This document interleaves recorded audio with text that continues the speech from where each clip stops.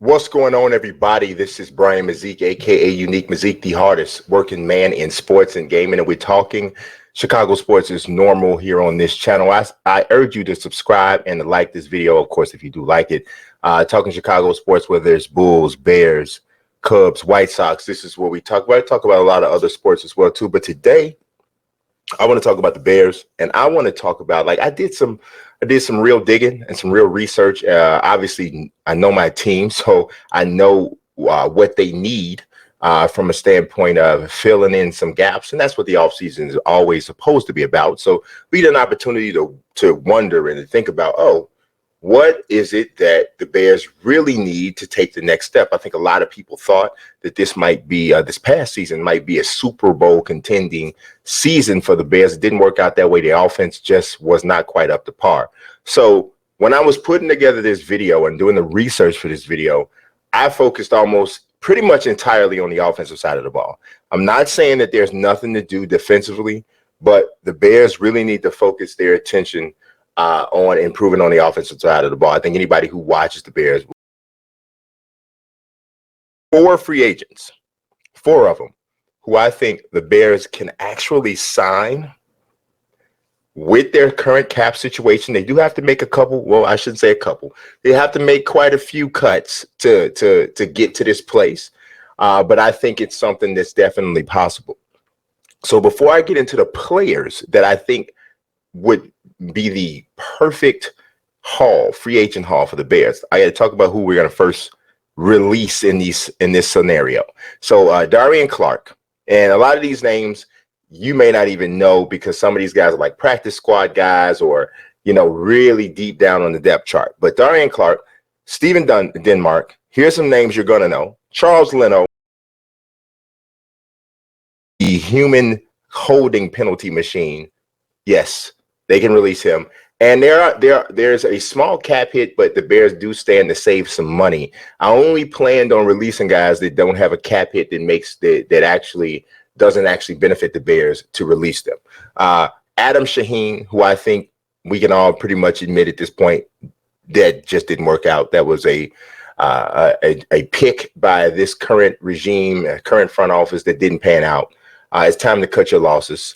They've already said they won't cut their losses as it pertains to the quarterback. And Trubisky has been far more productive than Shaheen. So I think let's dump Shaheen. Ryan Nall, a third string running back at this point. A lot of people are probably not familiar with him. But the best player on this list to me is Trey Burton. And the reason why I want to cut Trey Burton is not so much because he's not a talent, but because he has struggled with injuries. And I'm going to be honest with you, looking at the way he came out of last season, he had the look of a guy who may never be the same again. And playing a in the trenches type of position like Trey Burton plays, is that H-back tight end type of thing. I just don't have the confidence that Trey Burton stays healthy moving forward for an extended period of time. So I think that it wouldn't be a bad decision to let him go.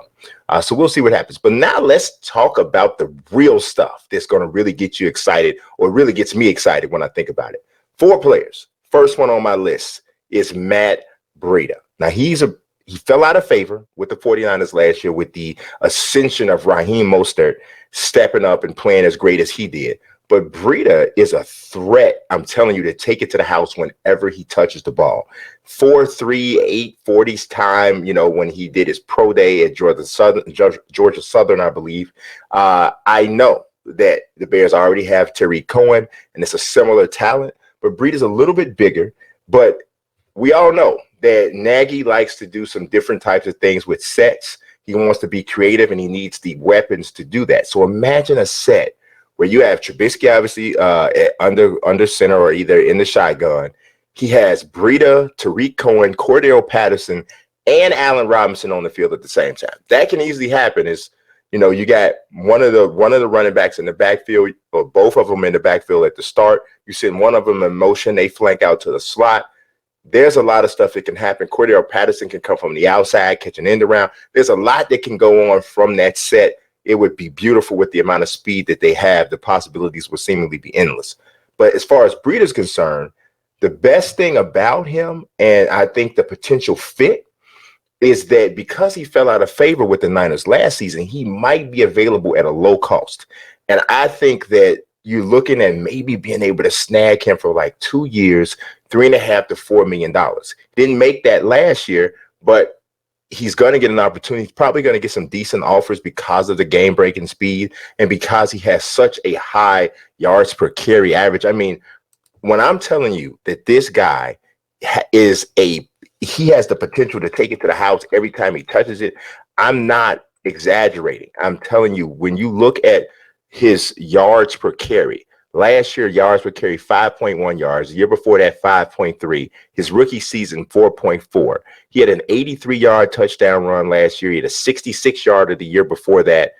This is what and he also he catches the ball well. 19 receptions last year in 13 games, 27 the year before that, 21 in his rookie year. This guy is a playmaker, and I would love to see him in a Bears uniform. I think it would be a really good fit. So he's the first one. Number two, I know the Bears are saying that they are committed to Mitchell Trubisky at quarterback.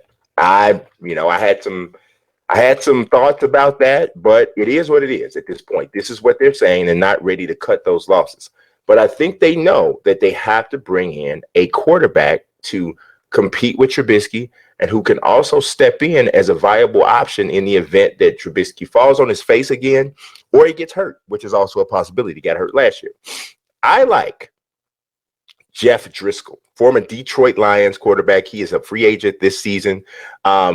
He'll be going into his third season. He's only played in 12 games in his career, started in 8 of them. Doesn't have a great quarterback record. It's only 1-7.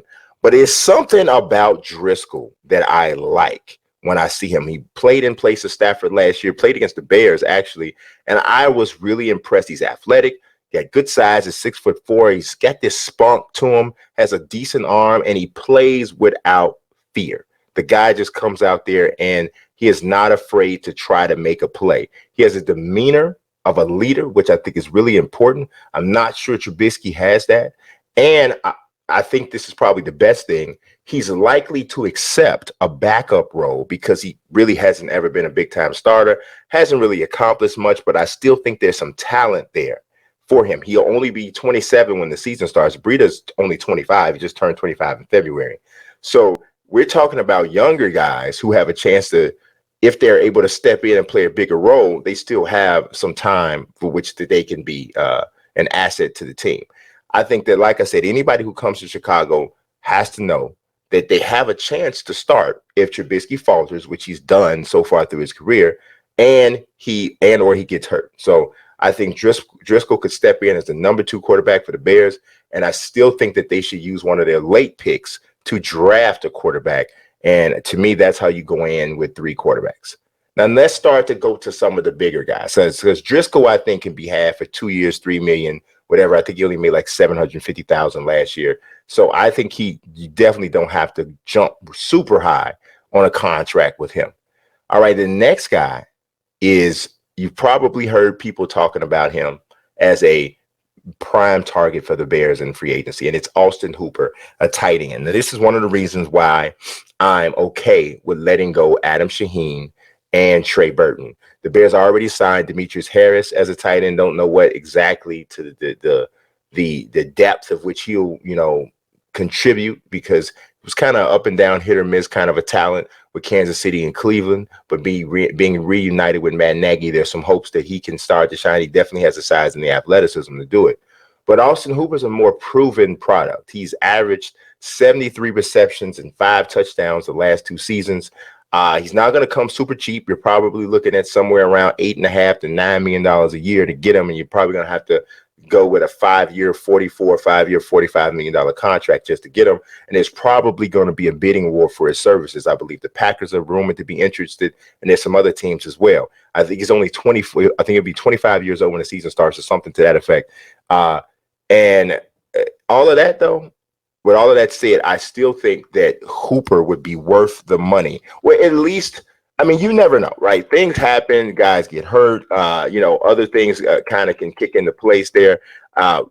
Hooper's 25, he'll be 26 in November.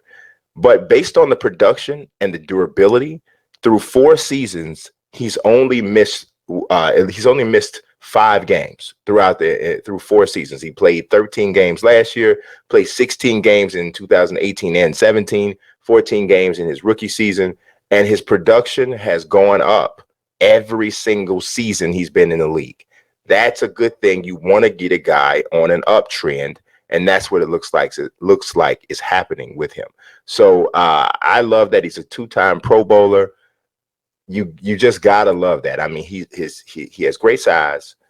With I think he's 6'4", listed as 6'4", around 255 pounds.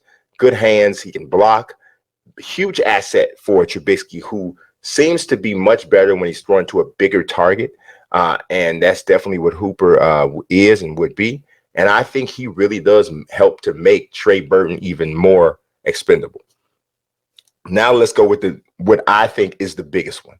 You don't hear a lot of people talking about this, but I think this is or should be the Bears' #1 free agent target, and it is left tackle Greg Robinson. Is going to take some money. We're probably talking about 4 years, $48 million, 4 years, $50 million to be able to snag Greg Robinson. But in my opinion, this is where the Bears' top priority should be. I think the biggest weakness to the offense was the line. Just no continuity, underperformance from people like Bobby Massey, who unfortunately the Bears can't release because it just doesn't make financial sense for them to do so. Charles Leno, then all kinds of just disarray at the guard position. Cody Whitehair playing, I think, out of position at center. Just a lot going on. Anchor at left tackle. You draft a center with your 2nd-round pick, which allows Cody Whitehair to move back to the guard where I think he's most effective. And now, just with those moves, you've improved 3 positions on the offensive line, just like that. And you're still talking about, in my scenario, bringing in Austin Hooper. I think across the line of scrimmage on offense, the Bears get dramatically better in this scenario. Now, you might be saying, like, what does the money look like to do this? When you talk about making the cuts that I said for the Bears, you're talking about bringing their cap room to somewhere between $24 and $25 million. Now, the money that would be required for this particular set of free agents takes you to around about $24, $25 million. So I kind of timed that or calculated that to be just right on point there. Now, of course, they still have to be able to sign their rookies and that sort of thing. So there may be some other deals that have to take place in order to free up that space. And so there's trades that can free up space. There's some other cuts that can take place to some of the other guys who are currently on the roster, either practice squad or whatever. Things that have to happen to free up the money. But these 4 players, I think, would represent a ideal free agent haul for the Chicago Bears. We'll see if in April, and then we'll see what happens after that. But Matt Breida, Jeff Driscoll, Austin Hooper, and Greg Robinson, Chicago Bears fans should be ecstatic if they walk away from free agency with that type of haul. I appreciate you watching as always. God bless and peace.